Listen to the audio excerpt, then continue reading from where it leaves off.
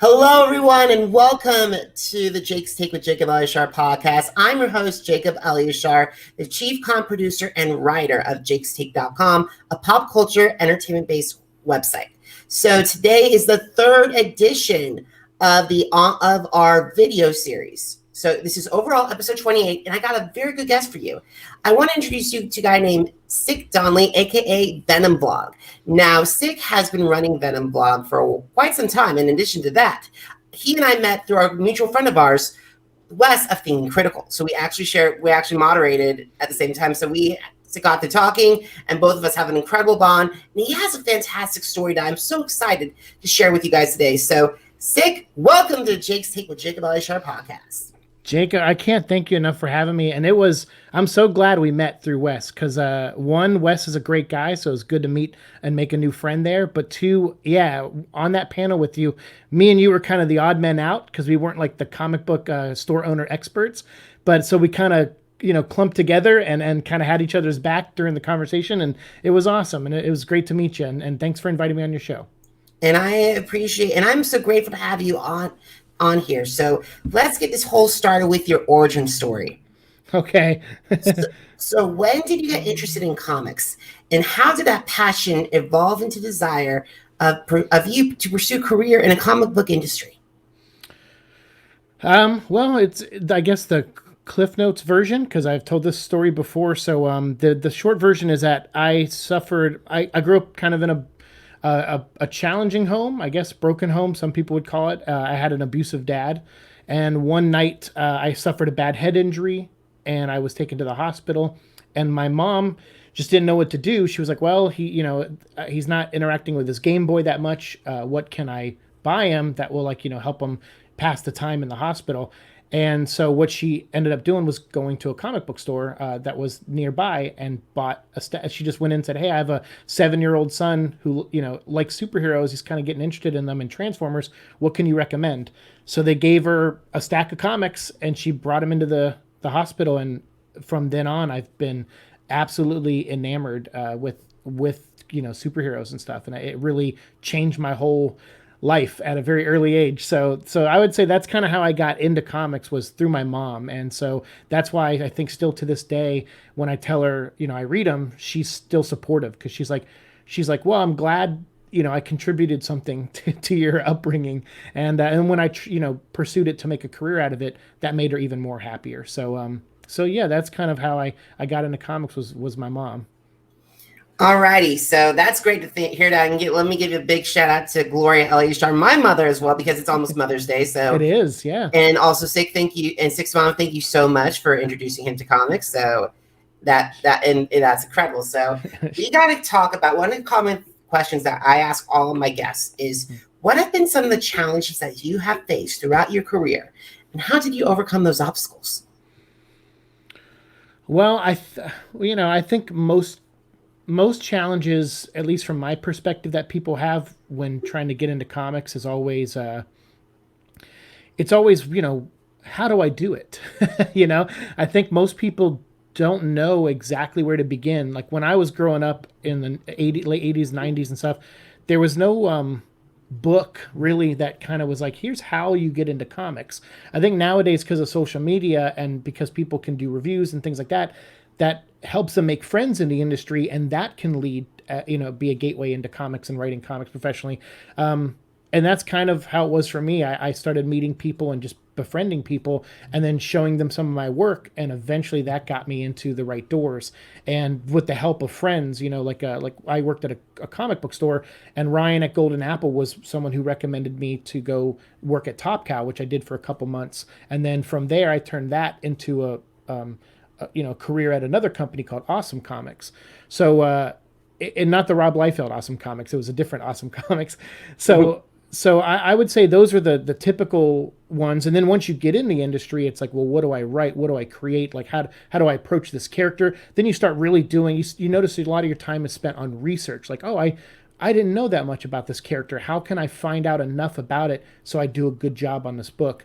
And so there's constantly obstacles. And then obviously there's the competitive nature. Some people get competitive with each other. I always get competitive with myself. When I finish a book, I immediately listen to people who I'm lucky enough, if they read it, if they tell me their honest opinions and they say, hey, this didn't work, I didn't like this part, I really listen and I go, well, I want to be better. I just want to keep getting better at what I do. And for me, it's even harder sometimes because of something I mentioned I had a different head injury when I was a kid, but 10 years ago, I suffered a brain aneurysm rupture. And that messed up my speech pattern. That messed up my memories. It messed a lot of things up for me. And so bouncing back from that and trying to get back into the comic world that I was already had one foot in before was really hard, and it added more obstacles because it's harder for me to visualize things in my head now with the lack of visual memory. So trying to think of things, and I used to draw a lot to help me come up with ideas, and I can't really do that as well as I used to, or as easily as I was able to before. So those challenges came in as well. So eventually it just got to be too challenging, and I did kind of step away from comic books a couple years ago. So I would say if there are people out there that do go through some of the challenges I talked about and some other ones that I don't know that you're going through, if you really love it, stick with it and do it. I really love comics, but I had to throw in a towel for my own health's sake. And that was probably one of the hardest decisions I made in my life, but it led to great things. I got to go work for Lego for 4 years and do a lot of great stuff at Lego. And I still got surrounded by Star Wars and superheroes, working at Lego. So I would say just because you take the path of least resistance sometimes, or the smarter path, doesn't mean your life is going to be bad if you choose to embrace where that path leads. I agree, and I applaud you tremendously. Thanks. And seriously, you've definitely, I really hope that a lot of comic book professionals and also comic book fandom listen to your story and go to your vlog, because you are definitely someone I think a lot of fans would be able to rally behind. That's nice. I'm not out to lead a revolution or anything. I love meeting people who love the stuff I do, and that's why I talk about the stuff I love. On YouTube, I talk about Transformers, Ghost Rider, and Venom. And then on my Patreon, I talk about Spawn and Superman. So those are all my big loves. And so I find an avenue to talk about all of them. And my only hope is that I just get to meet other people, whether they agree with the versions of the characters I like or not, that they're at least patient enough to have a conversation with me about the versions I like and the versions they like. And I try to include other people's opinions as often as I can. All righty, so here's one of the coolest things that Siike has done in his career, and you actually worked with your friend and fellow brain aneurysm survivor Gene. Mm-hmm. You guys created a character called Solestar. But here's the craziest thing that you guys have done. You and Gene, guys, have actually gathered over 150 artists who drew a page of a comic book that you wrote on of Solestar to go into the Guinness World Records. Now, however, unfortunately, both of us talked offline, and you told me that even though you're unable to get that into getting the book, how did that help you blossom relationships with the creators in the comic book industry? Yeah, it's crazy because when we started the book, so the way I got into that was my first Comic-Con after my brain aneurysm rupture, I was advised not to go to because crowds, for me, it's like walking through lava when I walk through a crowd. It's really debilitating. And can be really, maybe not lavas, maybe that's a bad term. Lava's very fatal, obviously. Mm-hmm. This just, it wears me out. Feeling everybody's kind of energy and hearing them, it's sensory overload. And so I was advised not to go, but I was so determined to go to this Comic-Con because Jeff Johns might be there. I heard at last minute that he was in the middle of moving from like apartment to like a new place in LA, and that he might not make it. And I was bummed, but I'm like, no, I believe he'll be there. I got to go. And I went, and he came out and did a panel, and he showed up, and I was so excited that he did. And so what I did was I went up and asked a question, which I normally never do at panels. And I asked him, at first I told him who I was, and I said, the reason why I'm here and why it's so hard for me to be here is because of my, I told him about the aneurysm. And then I said, but when I was in the hospital this last time, or in when I was recovering, I should say, I was also, again, by my mom, given a stack of comic books. And in that stack was Brightest Day. A comic Jeff Johns and Pete Tomasi were writing. And that book was about people who got second chances. And it was just coincidence my mom bought this for me. I was reading Green Lantern at the time, but obviously I hadn't for a few months while I was sick. And so she went and got this book and brought it to me, and I started reading it, and I loved it. I absolutely fell in love with it, and I loved the message it had about people, good and bad, getting a second chance to do something better. So I told that to Jeff, and that moved him in some way, and so I got to know him a little bit.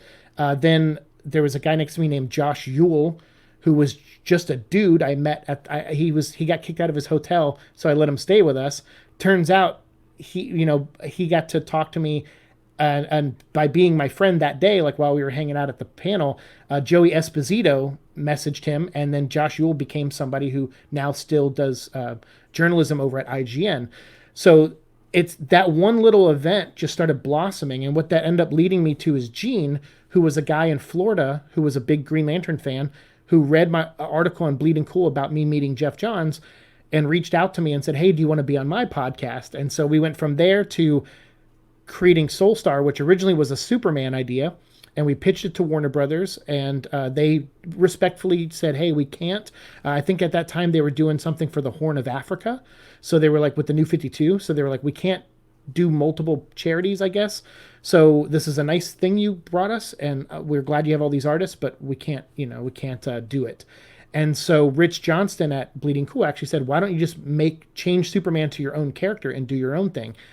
And I was like, that's a great idea. So we created Solestar, which is a Japanese Superman, essentially. And we came up with a story of, like, okay, well, we always see origin stories. Why don't we tell, with our introduction to our character, the story of the last day of his life? And so the story is about Solestar, who is also suffering from a ruptured aneurysm. So we came up with, in story, a reason why the art would change on every page. It's because as his brain is bleeding more and more, his perspective on the world is changing every page. And this helped us come up with a story reason to have a different artist on every page. And then we just started going to conventions and meeting people in Artist Alley and emailing people and using Facebook to reach out to people. And we eventually got over 150 people to do this story for us. And it was amazing. And yeah, Grant, I think the Guinness Book World Record, right as we were submitting, someone else submitted and they had almost 200 artists. So at least that's what I was told. So we didn't get in. So I was like, that's a bummer. But still, it was still a feat that was amazing to accomplish. And yeah, it introduced me to Jimmy Palmiotti and his brother Peter Palmiotti, and Sean Cheeks Galloway, who I had known, and he did a cover for us. There was also, I'm going to forget everybody's names here, which is a bummer, but Kevin Eastman, he did 2 covers for us as well. So it was a wonderful thing. And I don't know if we fully succeeded in our message to get a brain aneurysm awareness out there with that book, but we at least accomplished something good with all of us coming together, and it did start other people that worked in that book into the comic book industry too, and a lot of them do their own indie books now, and it's amazing, and I'm so grateful, and I love that book. I love the people it introduced me to.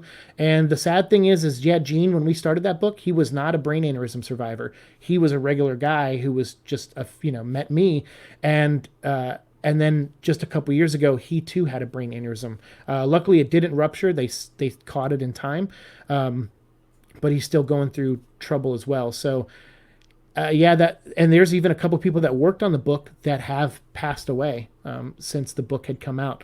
So it's it brings good and bad memories, and people keep wanting me to do a sequel, and I don't know. I think it's too hard for me to do one at this point. I understand why, because you're so attached to that character, number one, and number two, you've got to get it right and also honor the original one, and you can't have it without Gene's contributions and also the people that brought it beforehand. Yeah, it would be tough to do it without Renzo and Scully and all these people that worked on it and passed away. It would be too hard for me, I think. Alrighty, so let's talk about the Venom vlog.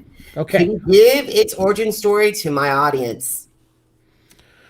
Yeah, so as you've heard, I've had a very cheerful life. So there was a point in my life when when I let all the bad stuff win, and I tried to take my own life because I didn't think I would live a couple years past my aneurysm rupture. I was in so much pain that I didn't think I was going to endure it. And for some reason I did. Maybe it was because of meeting Gene and Solestar, and all these people gave me like a second lease at life, to give me something to do.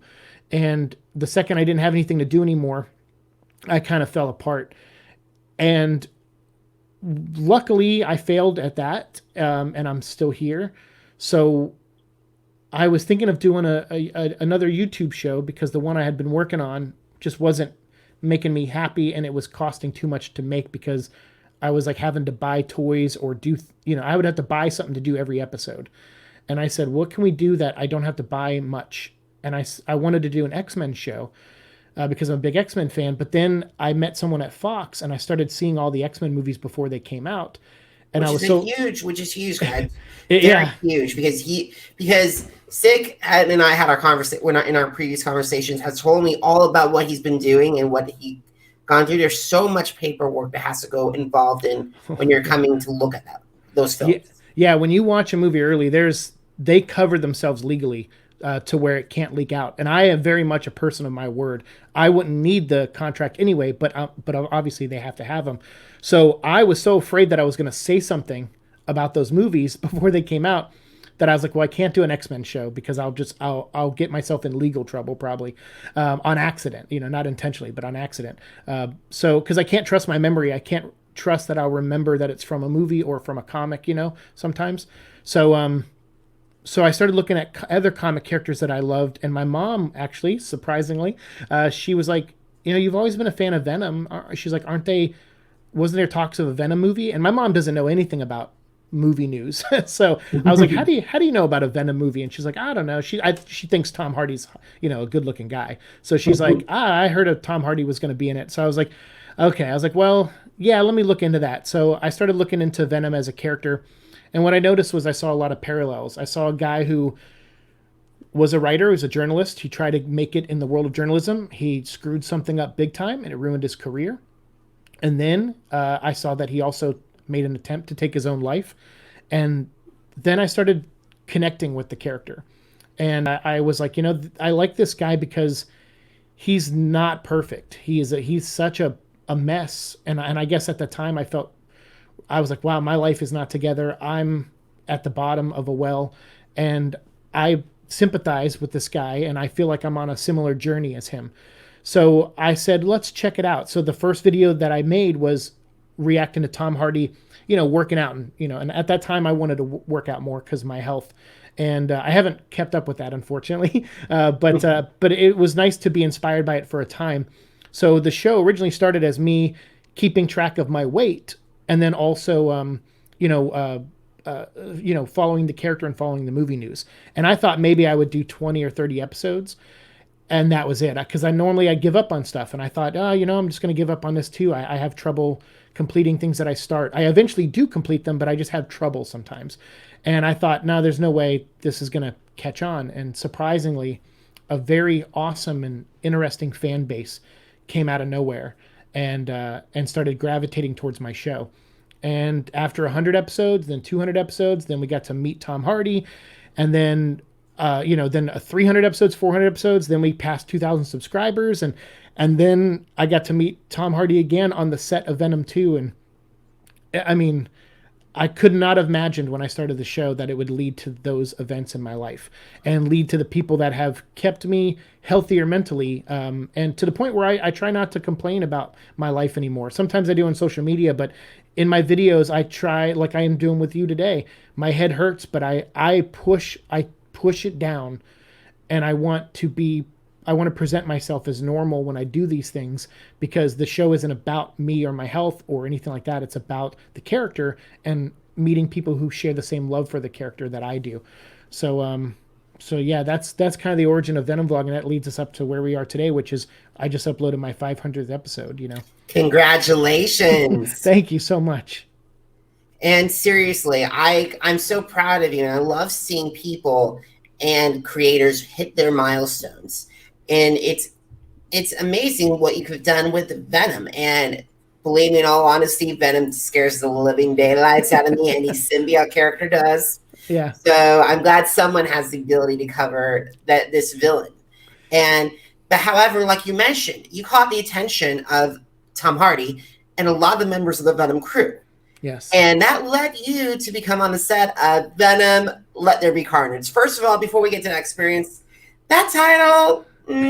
Yeah. No, I've said it before. I'm not fully in on the title. Like, I didn't hate it when I heard it, but I was at the same time wasn't like jumping for joy. But at the same time, like, it's one of those things that I think it might work for the movie. I think the first movie had this nice balance of goofy and serious tones. Like, it was like back and forth. And I feel like they're probably going to capture that again with the second movie. And with that, so the title makes sense for that. It sounds very 90s comic book. And, Carnage is a very 90s comic book character. So it makes sense. And then also I started thinking recently about the title I just posted on Twitter yesterday, which caused a little bit of a debate, which was, someone had to send Riot, who was the villain in the first movie. Someone had to send Riot and Venom and that crew to Earth to invade. So I was thinking, maybe there is a higher power. And in our world, God at one point said, "Let there be light." So what if some being above the symbiotes is saying, "Let there be carnage"? No. Well, that's what I was alluding to. I don't personally like Null as a character, but the idea of a higher power could be something that we might see in a movie. So I was thinking, maybe that title does kind of lead towards Null thinking, Alrighty, guys. For those of you who are not in the comic book industry or are not in depth with the Spider-Man and Venom stories, Null is one of Marvel's latest characters. He is a villain. He's supposed to be the god of all symbiotes. That's right. Yep.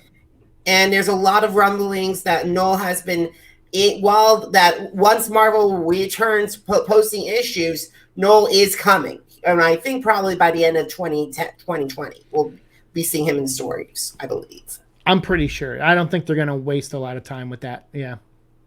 All right, so let's get back to Venom, Let There Be Carnage. Okay. So can you describe, you documented your experience on the Venom Vlog, episode 465, and how did that experience come about?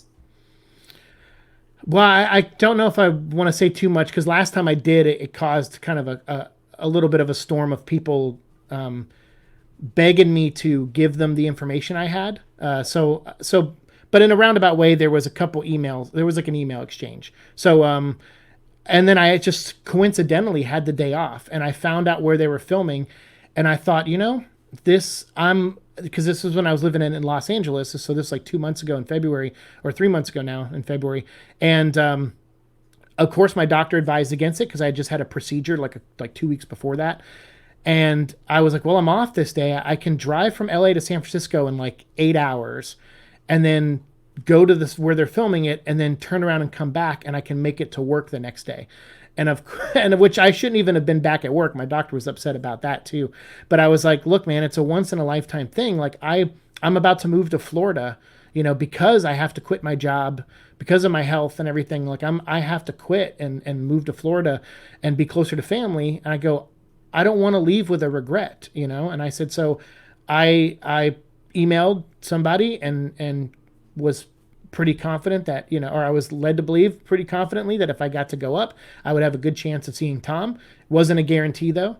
So I took the chance. I said, you know what? Fortune favors the bull, right? So, and I'm a Taurus. So I was like, let's go up there. So I got in my car at like 7 a.m. I drove up to San Francisco, got there around 3 p.m.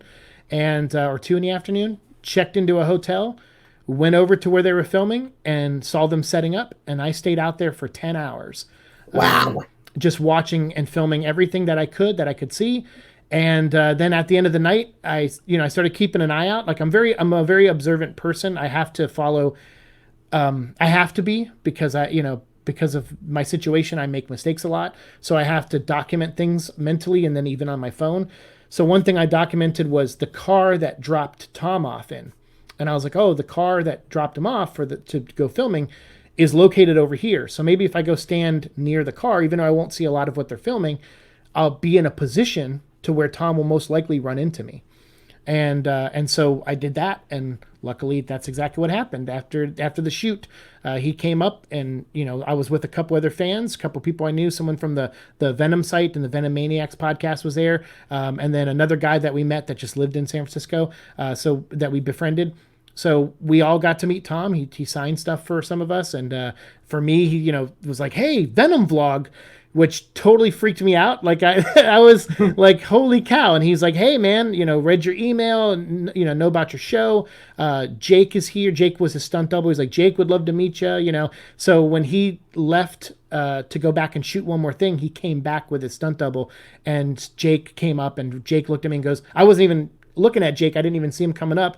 And Jake comes up and puts his arm on me and goes, "Venom vlog, holy cow." And he was like, you made it. And I mean, dude, it was so surreal. And honestly, all I can think of was, even though I came back to LA the next day and I was sick and I went to work and worked a whole shift sick, I still don't regret any of it. It was the best experience I could have had, and one of the best last experiences I could have had in Los Angeles. It was amazing. I have to agree with you on that, and like to see not just the stunt double, Jake, but also Tom Hardy himself. They know Venom vlog, and they know about you. Yeah, that actually must have risen your spirits to a whole new level. I'm telling you, even when I have a bad day now, like the other day, I had for about 10 hours suffered a bad vertigo spell. Somewhere in the back of my head, I was just like, yeah, but look what you got to do with your life. Like, look what your little show that you started, where you were watching a video of Tom Hardy training, flash forward to 2.5 years later, and you're with him on the set of the movie, and he knows who you are. And then even on top of that, Kelly Marcel, the screenwriter of the movie, I tweeted something at her, and she wrote me back and said, "Hey, I'm so sorry I wasn't there the day you visited. I would have loved to met you." And she now follows me on Twitter, and she's the writer of the movie. And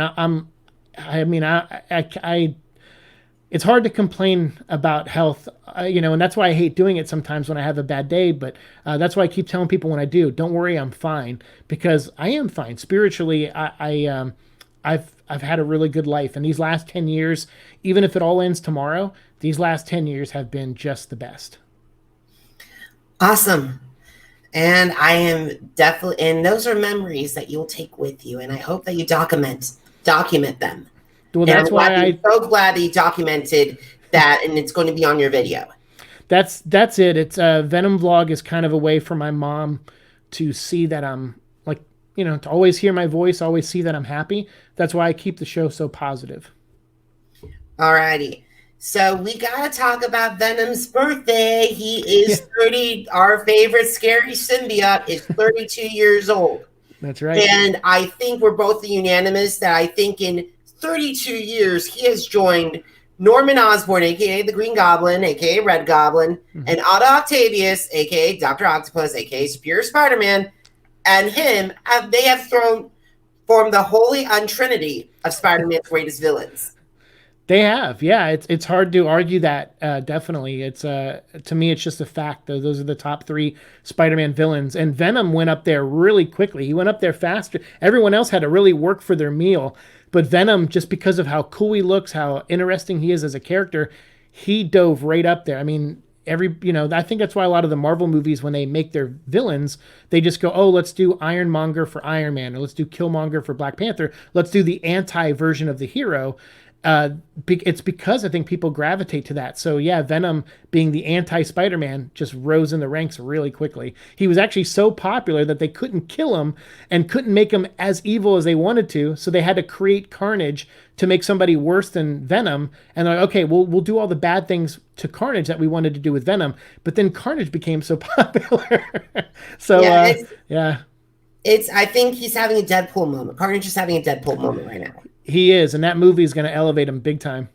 All righty, but here's the thing: when we're talking about that, let's take Batman for example. Yeah, I can name 10 arch villains that form his thing. You have Joker, you have Ra's al Ghul, you have his daughter Talia, you have Two-Face, you have Poison Ivy, you have Scarecrow, you have Penguin, you have Hutch, you have Bane, and you have Simon Hertz, right, or Hugo Strange. Either of those are all changeable, but however, Spider-Man only has 3. Right. Yeah, because not a lot of people are going to list Scorpion or Vulture, even though they've been in a movie. Mysterio maybe a little bit now. I think like he started to gain a pop culture fandom with his look, which is great because he has a great look. But yeah, it's hard to. Those other guys are distant fourth, fifth, and sixth villains for sure. Whereas Batman, all of his rogues are kind of almost equal to each other. Like top tier. Yeah, they're all great. I mean, he's got the best villains in comics, and so does Spider-Man and Flash. But like you said, there's just such a dip from 3 to 4 most people don't think about it. Yeah, because if Kraven was in the movie, yeah, I definitely think he'd be number 4. Especially, he's my favorite Spider-Man villain, Kraven. Absolutely, especially after with Spider-Man's Last Hunt, the Gauntlet, and those kind of stories that really elevated Kraven's character. Yeah, amen. Yep. But right. However, we're not here about talking about Kraven. No, talk about Venom. Venom's 32nd birthday is awesome because I'm 30. I'll be 38 this month, next week on Monday, and so yeah, I'm only 5 years older than Venom, or 6 years older than Venom, and so he's been in my life like my whole entire life. That character's been in my life, so that's amazing. That's amazing for the character, and I'm glad he's reach this level, and I'm glad that movie was a success, even if people didn't like it or not. Like, it made so much money, it's going to lead into a shared universe now, and it's, for me as a fan and someone who makes content on the character, it's a very exciting time because we have a cartoon out now, Maximum Venom, and so it's a great time to be a Venom fan for sure. Absolutely, and many Marvel and many MCU fans were very upset that because Sony and Marvel and Disney weren't able to get agreement on, we would probably not see Venom interact with the Avengers. It's possible. I mean, I'm sure you'll see him, interact some way with, because I know Sony's been trying to set up. I used to work at Sony in 2007, right after Spider-Man 3 came out, and I even wrote a Spider-Man 4 screenplay. We talked about that on my Venom vlog once, where I wrote. That's incredible. I gotta say, this is incredible news that I haven't heard yet, guys. So I find that Spider-Man 4, that's incredible. We because there was like a dozen scripts for that movie. So me and two friends that worked at Sony, we wrote one together, and it was Kraven and Lizard were the villains. And it was really fun. We worked really hard on that script, and it took us probably 3 months to do a really solid version, and then we registered it with the Writers Guild and everything.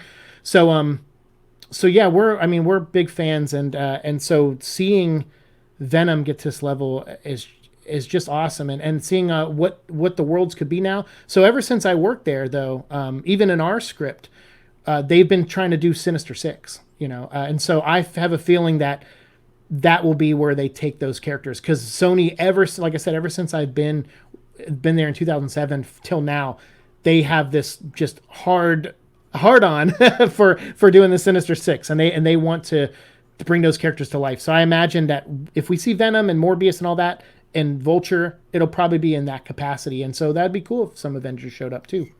And I gotta say, fans were a little bit upset. Like, on Instagram, I saw Venom eat Spider-Man. And even Tom Hardy got in hot water that he had to delete it. Tom Hardy, you know what? It's funny. People think he gets in trouble for that stuff, but actually, we deduced in the first movie, because he did a lot of that when the first movie came out. We deduced that that's part of their marketing. That he intentionally put stuff out there to get people talking, to keep the Venom hashtag going, to keep the conversation going, and then he deletes it, especially right now because Sony doesn't have a full PR team working for them right now. A lot of people were furloughed. So it's really great marketing tool to have Tom Hardy put something out there and delete it. It's very smart, and it's very effective, as you have seen. So yeah, he likes poking the bear at Tom Holland, because I think ever since he made the first movie, him and Tom Holland, who they have met in real life and talked, I think they want to fight each other in a movie for sure. I have to say, I think a lot of people would be a lot more happier with this matchup than Tobey Maguire and Topher Grace. And I'm sorry, I was expecting DiCaprio to play Venom. Oh, you wanted DiCaprio, huh? Because the thing is, think about it. DiCaprio and Maguire get along great. Sure. Lifelong friends. Mm-hmm. Total opposites. True. I mean, that's true. Yeah. That would have been something. I know there was a lot of different conversations of who would play Venom. There's been versions where they were going to do Howie Long was talked about. There was Dolph Lundgren at one point. So yeah, there's been a lot of versions of Venom that they could have done. It's crazy, but I think he's great. He's a great casting choice.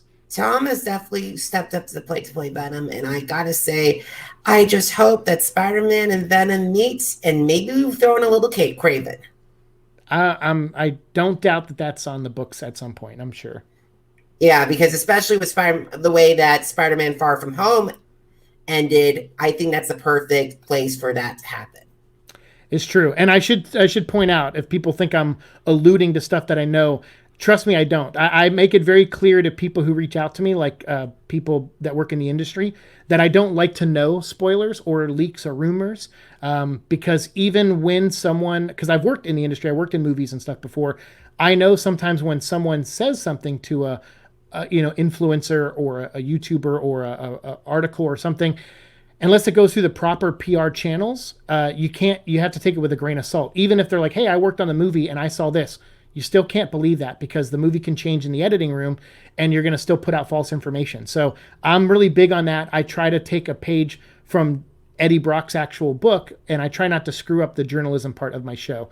So yeah, if you're hearing my tone and my voice that I'm alluding to something, trust me, I'm not. I don't know anything about the second movie other than what I saw on the set that day. And that brings me to this disclaimer. Okay. The Sacred Jacob Elyachar Podcast is not affiliated with any way with Sony Pictures Entertainment, Marvel Entertainment, or the Walt Disney Company. There you go. Me neither. All right. So let's talk about, I'm sad to leave our favorite scary symbiote, but we got to talk about what you also do besides Venom, because Venom doesn't define you, because you also cover numerous pop culture and geek culture topics on your channels. So what are your favorite topics to talk about, and why do they stand out to you? The one thing you'll notice is a theme, whether I do because I do a Ghost Rider show sometimes, and I'm a big fan of that character, the Danny Ketch version especially. And I'm a big fan of Supernatural, the TV show. I love, the animated DC stuff is really great. I'm going to be starting a Spawn show on Patreon. So that is kind of cool, because that's from the same creator of Venom, Todd McFarlane, his character Spawn. So, and that just hit, like, I think it's going to hit $3 million on his Kickstarter. I donated to the Kickstarter. I'm so happy for Todd. I'm a big fan of the guy.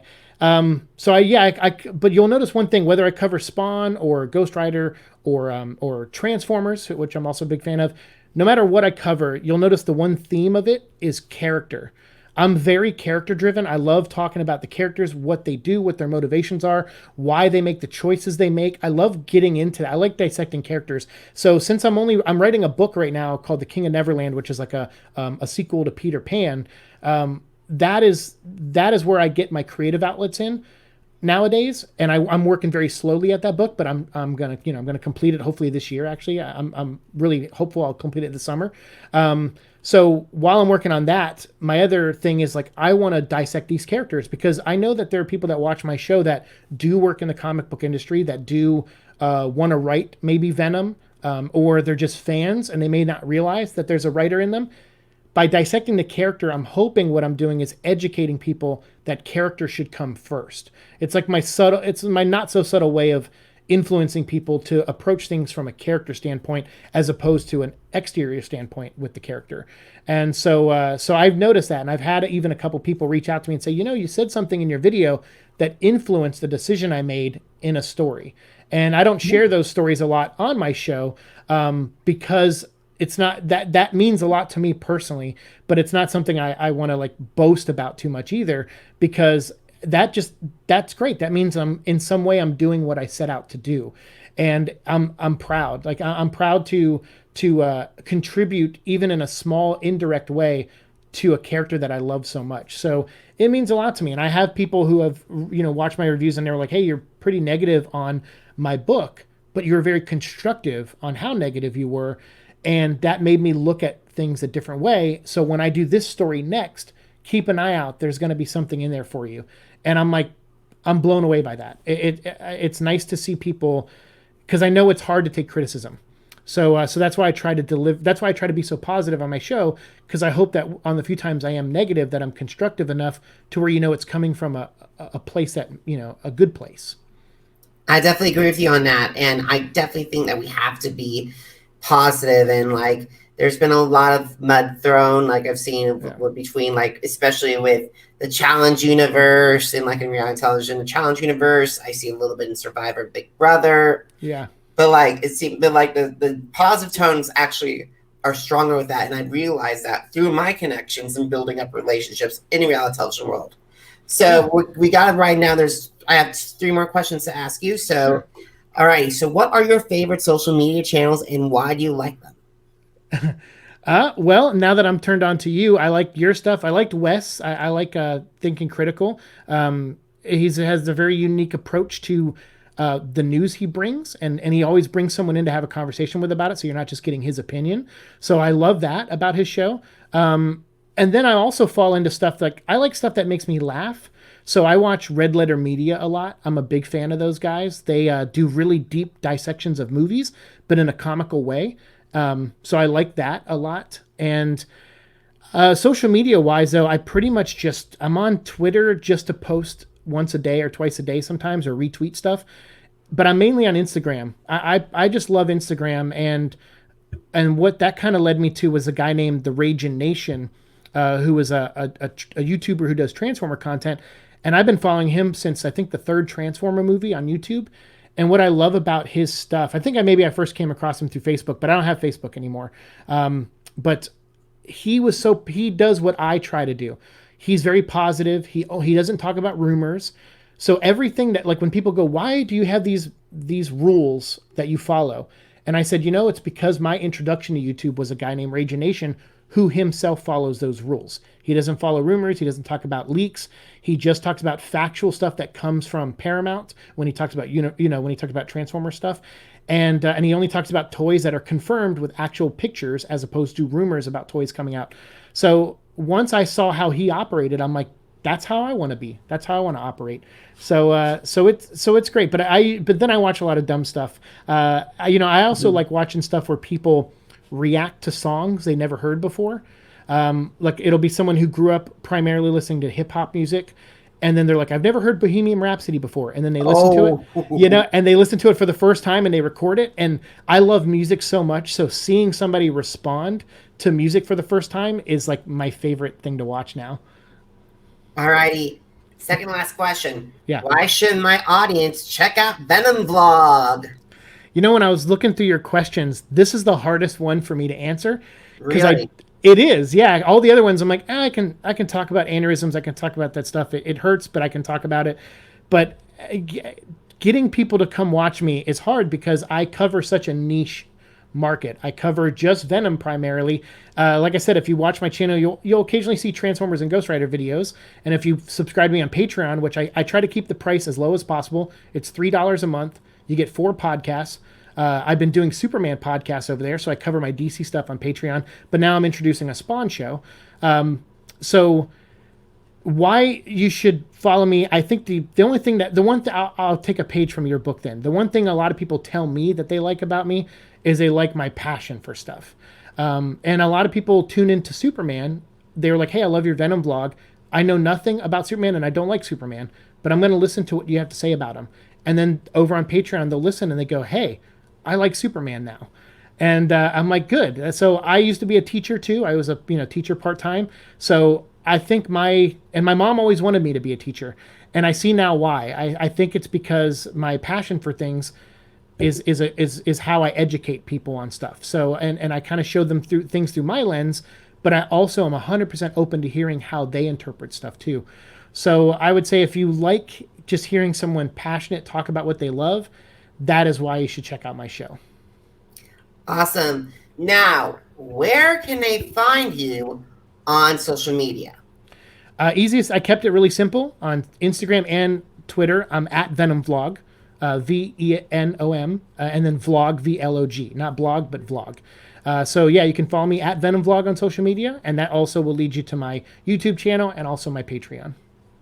Alrighty, guys, thank you so much. Now, to catch more interviews, like especially with Sequester winner Kim Matina, and also with my dear friend, next gentleman, Anthony Mistrashi. This is also the 3rd video of the web. If you want to watch the previous video interviews, head over to my YouTube, JACOBELYACHAR. Now, if you want to listen to more conversations, including my conversations with Andrew DeLeon, Jeremiah Lloyd Harmon, Krista DeBano, Nicole Anthony, Tommy Bracco, Cliff Hogg, and more recently, Bailey Dayton and Chris Swaggy C. Williams, head over to Apple Podcasts, Spreaker, and I'm so excited to share with you this, Spotify.